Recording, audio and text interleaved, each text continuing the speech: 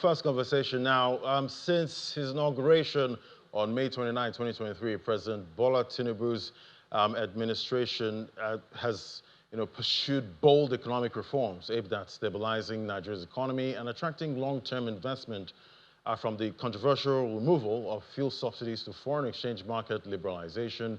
These policies have triggered both optimism and pain for businesses. 2 years into his presidency, the data reveals a mixed picture. Notable macroeconomic improvements, but persistent challenges like inflation and unemployment. Let's talk to Mr. Bismarck Rewane now. He's the MD CEO of Financial Derivatives Company. It's great to have you on the show, sir. Good morning. Good morning. Thanks for having me. Yes, so what's the data saying, so far in the last 2 years of the President Tinubu's administration? I know it's a mixed picture we're seeing. Yes, it's a mixed bag. You put it rightly. There are some great things that have happened. There are some not so good things that have happened. And there are challenges as we go along. And I think, generally speaking, let us itemize what we can say are the great things. But before we itemize them, let us be clear that what has happened is that there are policy announcements. There's a sequence of events and policies. There's the question of how the impact and the lags between when you announce and when it's felt, and when it is felt, and when people begin to believe that the future is hopeful. So let me take a couple of things. First and foremost, the GDP growth rate in the last 2 years has improved compared to the 5-year average. The 5-year average was 2%. In 2024 and 2025 projected, we are looking at about 3.4%. So the growth rate is better, no question about it.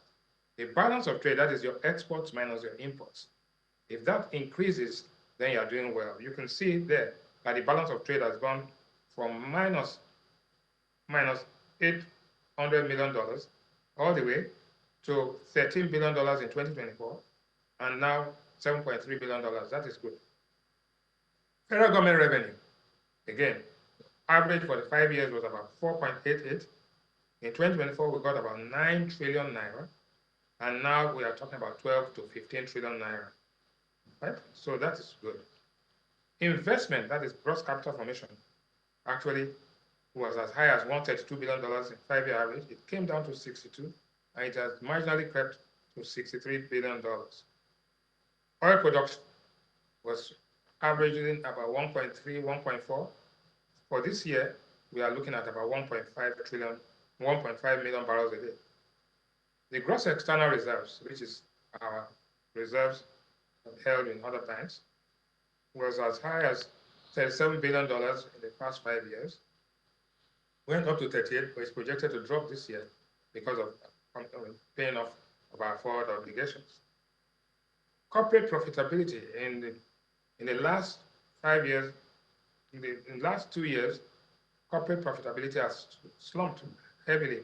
We had, of the top 10 companies in the stock exchange, we had losses, foreign exchange losses of about 1.7 trillion naira. But in 2025, we are beginning to see a slight improvement, so which is good. The price of petrol was 671 naira a liter in December 2023. It went all the way to 1,000, average of 1,200 naira per liter. And now it is down to 875 naira per liter. Why is this important? The difference between the price of petrol in Nigeria and in neighboring countries has declined.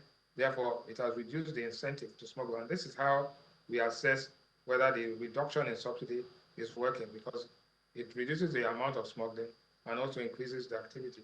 And one thing you have to note is that in the last 2 years, the number of times that you had queues in petrol stations has dropped sharply. And also in the last 2 years, we've had the Dangote refinery, very, very important, the single largest single train refinery in the world, has kicked in and is producing aggressively, and you can see that happening.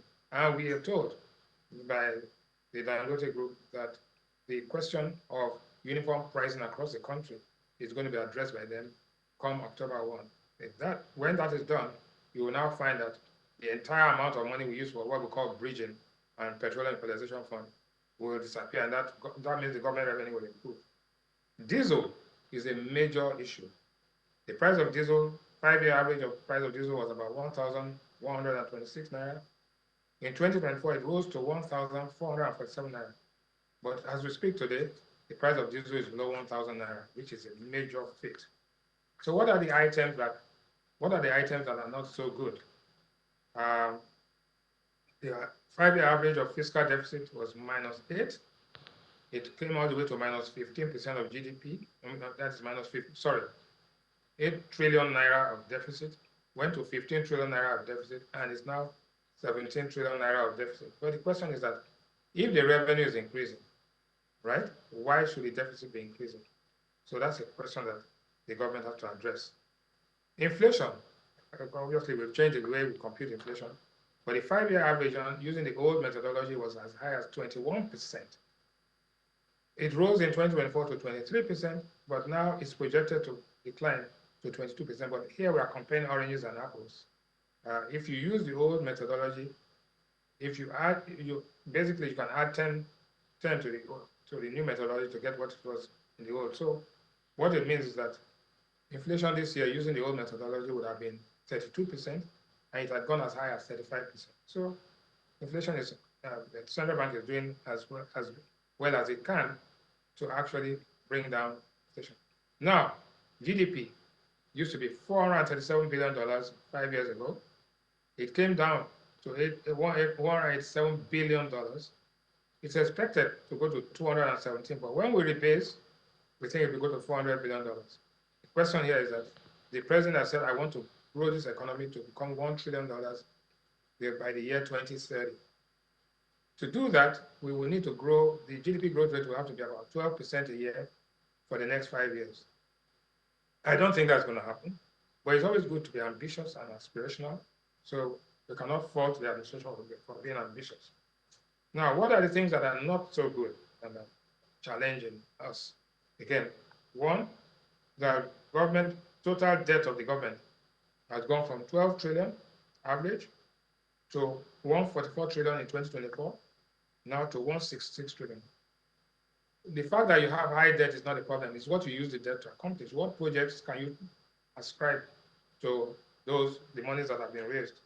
And also, the value of the naira, what 1 naira used to buy 10 years ago is not what 1 naira buys today. It's much less. So how are we borrowing? How are we using the debt? And how are we servicing the debt? That's an issue which is a challenge. Income per head. The average income per head, every Nigerian had an average of about $2,700 as income per capita, 5-year average. It dropped sharply in 2024 to $824, and now it's at $806. This is a major challenge, which means that even though the economy is growing, people within the economy are actually in dollar terms getting poorer. Well, again, these are challenges. And I said there's a time lag between when you announce things and when you see the impact. It is believed that over the next 2 to 3 years that we will see income per capita rise because the investments begin to come into the country. And investment has a multiplier effect of bringing things in. Right. The exchange rate. All right, Mr. Rewane. Yeah, yes, quite a picture you've been able to paint for us so far. I'm just going to jump in real quick, and looking at the macroeconomic scorecard, the good at this point. You've mentioned real GDP growth. We've seen the PMS price that has stabilized to about 875, according to the data there.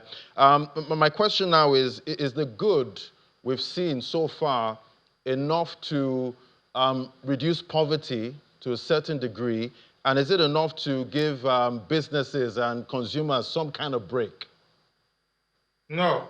Unfortunately, even though the economy as a whole is doing better, the impact and the distribution of wealth, the distribution of opportunities is not corresponding with this increase in growth. And that growth of 3.4%, which is higher than the population growth rate, has not actually triggered has not shown that the people are better off today than they were 5 years ago. But it takes time for this thing to translate. And also, the policy announcement are one thing. The institutional reform that will make this thing delivered to people is another thing. And I give you an example. There have been a lot of cacophony about roads and projects, but there's the Highway Development Management Initiative, which shows 9 roads were selected, critical infrastructure roads were selected to be concessioned out. 4 or 5 years ago, from 2019 to today, only one of those roads has been handed over to the concessionaires. And if you don't do that, and I say this because inflation in Nigeria is more from output rather than excess demand for goods. Output is constrained if the goods cannot go from farms to the markets, from farms to the manufacturers. For 5 years, we've been jumping around and not getting it off the ground. It means that if only those roads can be concessioned, the people will benefit from it and output will increase, logistics costs will come down. And up till today, we are still fooling around and not getting it done. So that is one of the things that the federal government of Nigeria under the president must have to address urgently. So that those roads are concessioned, they are tolled, and then you see output and the traveling time and the cost of moving goods will reduce sharply. That is one of the things. The other part of it is power supply. We must do something about power. It's not just talking about it. What do you have to do? You have to do some forbearance on the whole debt so that the discos can use almost all the money they get to improve the investment in the sector rather than paying off interest on loans that are never going to be amortized. So those are 2 things. Thirdly, is that the entire process, the institutions and the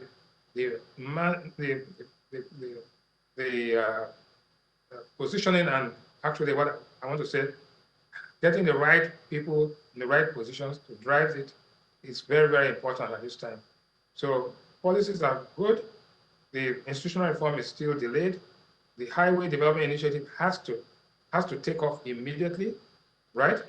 Then our borrowing program has to be tied to projects. And finally, the president has to be able to actually appoint some people into the key positions or rotate the team around so that he has the most impactful, effective team. So that the next 2 years, you can see programs, policies, results, and impact and welfare for the people. This is what has to be done. And it's hard work. And obviously, it is during war that the generals are made. So let's wait and see. Did mention, for the not so good, income per capita, that's in dollars, with a 5-year average was $2,728. Yes. And 2025, that has slumped to $806. And, some would say, we spend Naira in this country, and, salary earners shouldn't really concern themselves with, the foreign exchange rates, that we're seeing. How much of a problem is it, getting poorer in dollar terms? No, I think we have to understand something. When we are like in a classroom. There are 194 countries in the world. The currency for comparison is the dollar. That's the unit of account, and that is what. So when we say that the income per capita in Nigeria is 802, we have to compare what was it in Ghana, what's it in Indonesia, and all that. So to say that because we spend Naira, we shouldn't use dollar as a comparable is not right. But I think that what has happened is that our currency has found fair value. One of the most important accomplishments is that the difference between the parallel market and the official market, which was as high as 800 Naira some time ago, is now down to about 100 Naira, which means the currency is fairly well priced. It's a fair value. So once those distortions are removed, the incentive to be round-tripping and smuggling money here and there has been reduced. What you will see from now on is that investors now know that there's a stable currency. They now know that there are predictable policies, and then they begin to invest. When they invest, you will have the multiplier effect.